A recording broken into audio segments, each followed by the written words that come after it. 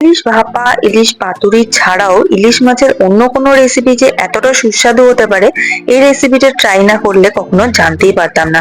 এই রেসিপিটা একটা রেস্টুরেন্টে ট্রাই করেছিলাম ফিশ থালিতে। সেই রেসিপিটাই আজকে আমি শেয়ার করছি। ইলিশ হরিয়ালি। খুব বেশি ইনগ্রেডিয়েন্টস এর দরকারও পড়ে না, চটজলদি তৈরিও হয়ে যায়, স্বাদেও কিন্তু অসাধারণ। এই রেসিপিটার জন্য ইলিশ মাছের পেটি ব্যবহার করছি। পেটিগুলোকে খুব ভালো করে ধুয়ে পরিষ্কার করে নুন হলুদ মাখিয়ে রেখে দিতে হবে ম্যারিনেট হওয়ার জন্য। মাছটা যতক্ষণ ম্যারিনেট হচ্ছে ততক্ষণ কড়াতে আমি একটুখানি গরম জল করতে দিয়েছিলাম। এই জলটা ভালো করে গরম হয়ে গেলে দিয়ে দেবো এক আঁটি পালং শাক। গোড়াটাকে বাদ দিয়ে শুধু পাতাটাকে এটার মধ্যে দিয়ে দেবো। দিয়ে পালং শাকটাকে ব্লাঞ্চ করতে হবে, একদম ফুটিয়ে সেদ্ধ করতে হবে না, জাস্ট 1 মিনিট মতন গরম জলেতে ভালো করে ফুটিয়ে নিতে হবে, যাতে পালং শাকটা একটু নরম হয়ে যায় আর এর কালারটা, সবুজ রংটা যাতে আরো বেশি এনহ্যান্স হয়ে যায়।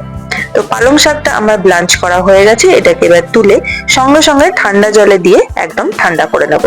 তো পালং শাকটা আমার ঠান্ডা করা হয়ে গেছে, এবার এটার একটা পেস্ট তৈরি করতে হবে। মিক্সিং জারের মধ্যে এই পুরো পালং শাকটাই আমি নিয়ে নিচ্ছি। আর পালং শাকের মধ্যে দেব 1 মুঠো ধনে পাতা। ধনে পাতাটাকে ভালো করে ধুয়ে পরিষ্কার করে নিয়েছি। আর ধনে পাতার সাথে আরো অ্যাড করে দিচ্ছি কাঁচা লঙ্কা স্বাদ অনুযায়ী, আর দেব 4-5 কোয়া রসুন। খুব ভালো করে এটাকে একটা মিহি পেস্ট তৈরি করে নিতে হবে। আমি আলাদা করে জল ব্যবহার করছি না, চাইলে অল্প করে একটু জল দিয়ে পেস্ট করে নেওয়া যায়। একটা স্মুথ পেস্ট আমার তৈরি হয়ে গেছে। এবার কুকিং প্রসেসে যাব। কড়াইতে দিয়ে দেবো তেল। আমি এখানে সাদা তেলে ব্যবহার করছি, চাইলে সর্ষের তেলও ব্যবহার করা যায়। অল্প করে তেল দিয়ে দেবো। তেলটা ভালো করে গরম হলে দিয়ে দিচ্ছি একটুখানি কালো জিরে ফোড়নে। তারপর এই পেস্টটা সমস্তটাই দিয়ে দেবো। আর দিয়ে দেবো একটুখানি বাটি ধোয়া জল। মিক্সি বাটিতে একটুখানি পেস্ট লেগেছিল, সেটাকে ধুয়ে এটার মধ্যে দিয়ে দিলাম। এবার মশলাটাকে ভালো করে কষাতে হবে। লো টু মিডিয়াম ফ্লেমে কিন্তু পুরো রান্নাটা করতে হবে, কারণ হাই ফ্লেমে করলে এই সবুজ রংটা একটুখানি জ্বলে যাওয়ার একটা টেন্ডেন্সি থাকে। সেই জন্য এটাকে লো টু মিডিয়াম ফ্লেমেই রান্নাটাকে করতে হবে। তো প্রথম পর্যায়ে এটার মধ্যে দিয়ে দেবো স্বাদ মতো নুন, অল্প একটুখানি হলুদ গুঁড়ো, অপশনাল, না দিলেও কোনো অসুবিধে নেই। আর দিয়ে দেবো হাফ চামচের থেকেও কম একটুখানি চিনি। মশলাটা যখন বেশ খানিকটা জল শুকিয়ে আসবে, এটার মধ্যে আমি অ্যাড করে দেবো টক দই। ভালো করে ফেটিয়ে নেব। আর 2 চামচ মতন টক দই এখানে আমি ব্যবহার করছি। টক দইটা দেওয়ার সময় গ্যাসের ফ্লেমটা কিন্তু অবশ্যই লোতে রাখতে হবে, নাহলে কিন্তু টক দইটা ছানা কেটে যেতে পারে। লো ফ্লেমে দইটাকে খুব ভালো করে মিশিয়ে নিতে হবে। তারপর ফ্লেমটাকে মিডিয়ামে করে মশলাটাকে ভালো করে কষিয়ে নিতে হবে। 4-5 মিনিট পরে মশলাটা বেশ ড্রাই হতে শুরু করে দিয়েছে, তেল ছাড়তেও শুরু করে দিয়েছে। মশলাটা এইরকম ভালো করে শুকনো শুকনো হয়ে গেলে, যখন তেলটা ভালোভাবে বেরিয়ে যাবে, তখন এটার মধ্যে অল্প অল্প করে জল অ্যাড করব। আমি কিন্তু একসাথে পুরো জলটা ব্যবহার করছি না, একটু একটু করে জল দিয়ে এটা গ্রেভিটা তৈরি করে নেব।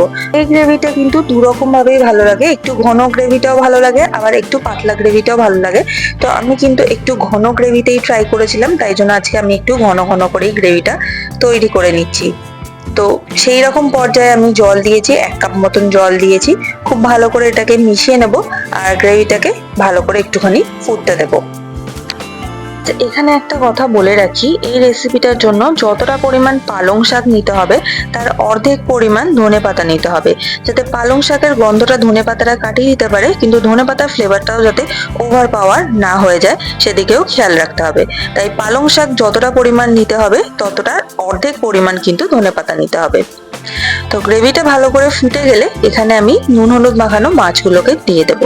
হ্যাঁ, কাঁচা মাছটাই ব্যবহার করতে হবে। ইলিশ মাছ ভাজলে কিন্তু অতটা টেস্ট আসে না যতটা কাঁচা মাছে আসে। তো সেই জন্য কাঁচা মাছই এই রেসিপিটাতে আমি ব্যবহার করছি। ইলিশ মাছটা দিয়ে ঢাকা দিয়ে মিনিট 3-4 মতন সেদ্ধ হতে দেবো।